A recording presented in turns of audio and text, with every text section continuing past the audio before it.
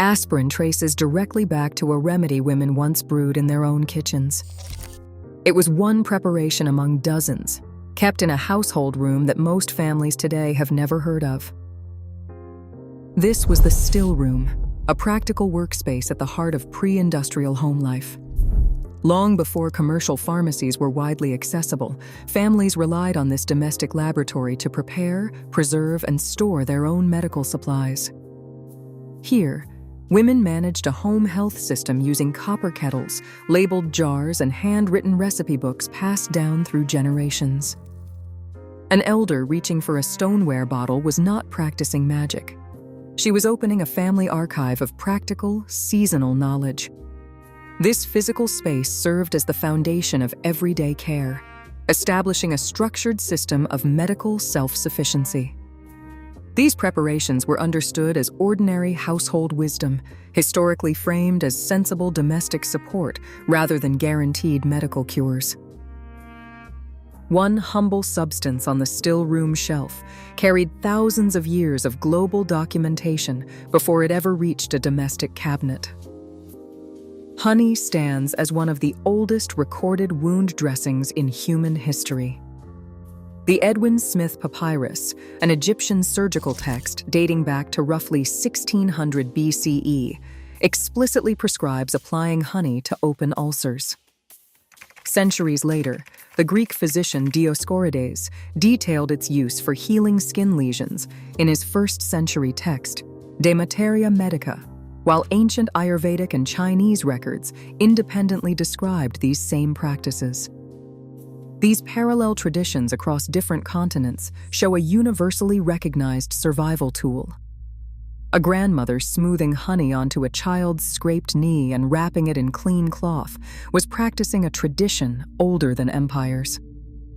While modern medical professionals should always be consulted for wound care, this cheap, accessible pantry staple earned its place through generations of empirical trust.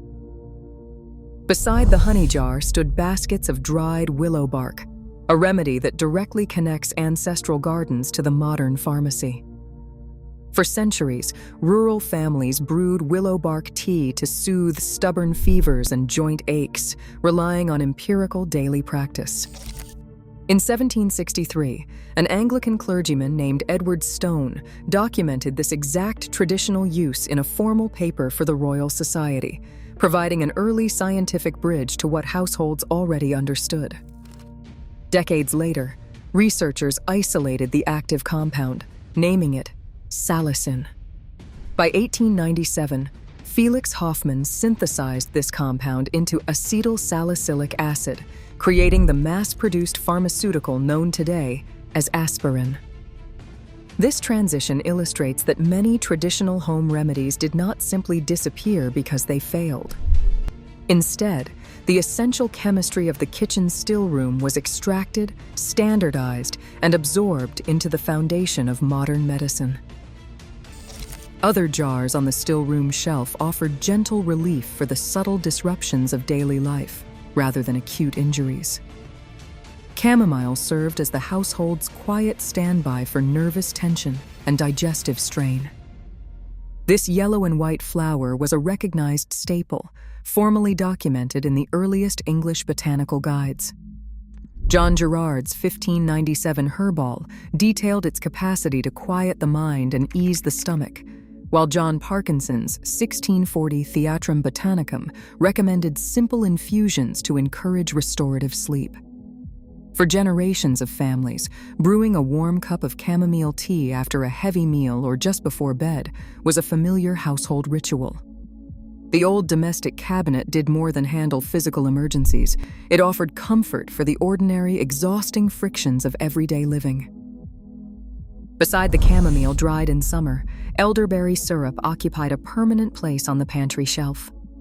For generations, preparing this dark syrup was a regular autumn ritual.